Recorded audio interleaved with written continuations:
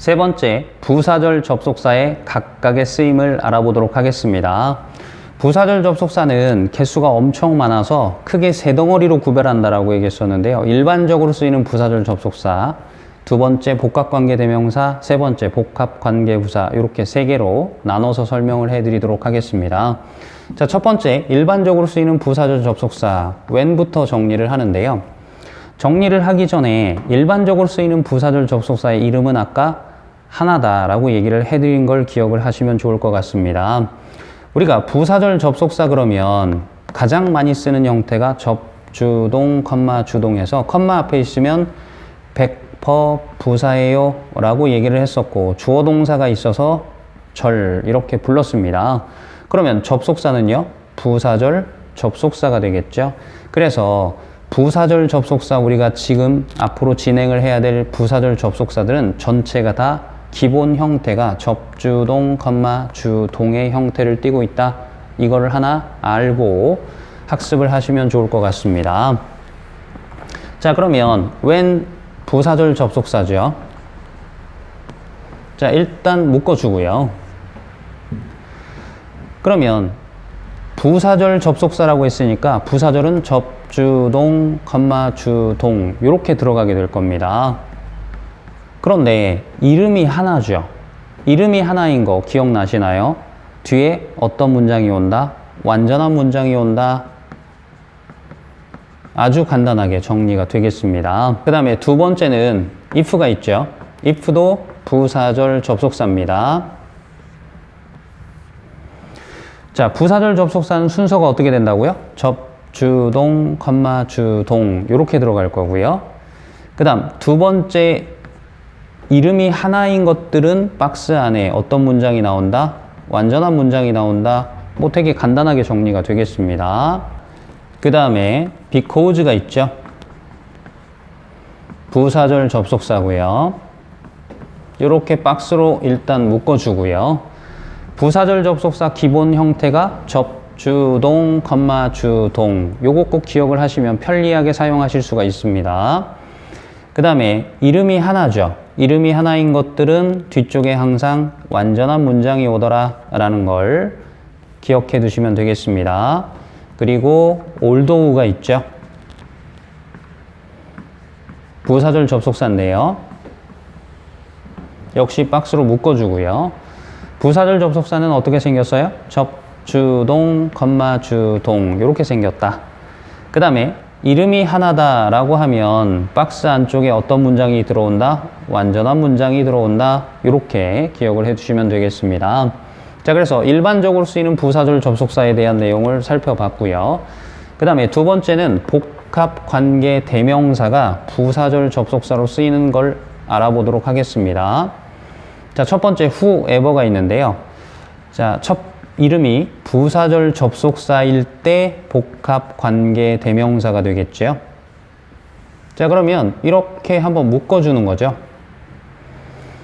자, 첫 번째 이름이 뭐죠? 부사절. 그러면 접주동, 주동. 기본 포맷이 이렇게 들어갈 거고요. 그 다음 두 번째 이름이 박스 안으로 들어가서 대명사입니다 라고 되어 있죠.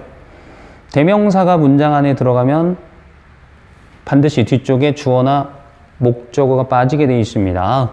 그런데 who가 무슨 격이죠? 주격이죠. 그러면 주어가 빠지겠네요. 그러면 뭐부터 나와요? 동사부터 나오는 불완전한 문장. 이렇게 정리가 되겠습니다. 자, 그리고 부사절 접속사로 whoever가 쓰였을 때는 세 단어로 바꿔서 쓸 수 있는데 이런 표현 들어보신 적 있죠? no matter. 그리고 who를 붙여주시면 돼요. no matter가 붙으면 뭐뭐 한다, 하더라도 이런 식으로 해석하시면 됩니다. 그래서 누가 뭐뭐 한다, 하더라도 라고 해석하시면 되겠습니다. 자, 두 번째는 whomever를 보도록 하죠. 자, 부사절 접속사인데 복합관계 대명사라는 이름이 있죠. 자, 그럼 일단 묶어주고요. 첫 번째 부사절 접주동, 주동 요걸 생각하시면 되겠고요. 두 번째 이름이 대명사네요. 그러면 대명사가 문장 안에 들어가려면 주어나 목적어 중에 하나가 빠져야 된다. 불완전한 문장이다. 그런데 whom이 목적격이죠. 그러면 뒤쪽에 반드시 목적어가 빠지게 돼 있고 목적어가 빠졌지만 주어 동사가 나오겠죠. 목적어가 없으니까 불완전한 문장 이렇게 정리가 되겠습니다. 그러면 여러분들이 한번 추측을 해보세요. whoever가 부사절 접속사로 쓰였을 때 no matter who 이렇게 바꿀 수 있다고 했잖아요. 그러면 whomever는 새 단어로 쓰면 뭐가 될까요? 가능하죠. no matter whom 이렇게 쓰시면 됩니다. 자, 그 다음에 세 번째 whatever를 좀 보도록 하죠. 부사절 접속사인데 복합 관계 대명사예요. 역시 박스로 묶고요. 첫 번째 이름이 부사절이죠. 접주동, 주동 이렇게 사용하시면 되겠고요. 그 다음 두 번째 이름이 박스 안으로 들어가서 대명사예요 라고 되어 있네요. 그럼 불완전한 문장이 나오겠죠. what이 주어 역할을 하면 주어가 빠질 거고 목적어 역할하면 목적어가 빠지는 불완전한 문장이 나옵니다. 그래서 이렇게 정리를 하실 수 있겠네요. 그러면 whatever도 새 단어로 만약에 느려 쓴다면 이런 식으로 쓸 수 있습니다. 추측하신 분들도 많겠지만 no matter what 이렇게 기억을 해 두시면 되겠습니다. 자, 그 다음에 이제 whichever를 좀 볼까요?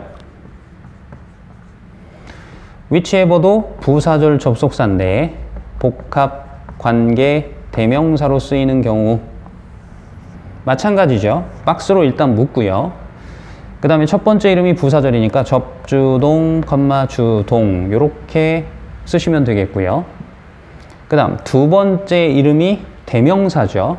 대명사가 문장 안으로 들어가려면 뒤쪽에 반드시 주어나 목적어 중에 하나가 빠진다. 자, 그런데 위치가 만약에 주어 역할하면 주어가 빠질 거고 목적어 역할하면 목적어가 빠질 겁니다. 그러니까 whichever 뒤쪽에는 항상 불완전한 문장이 나오겠죠. 자, 그 다음에 얘도 세 단어로 느려서 써보면 no matter which 이렇게 쓰시면 됩니다. 자, 이제 마지막으로 이제 복합 관계 부사가 남아 있는데 정리를 한번 해볼게요. whenever부터 정리를 합시다. 자, whenever 부사절 접속사인데 복합 관계 부사예요.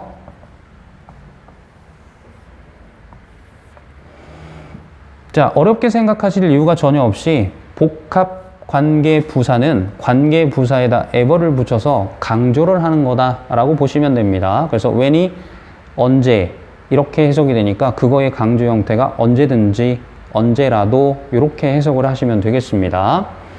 자, 첫 번째 이름이 부사절 그러면 접주동, 주동 이렇게 들어가면 될 것 같고요.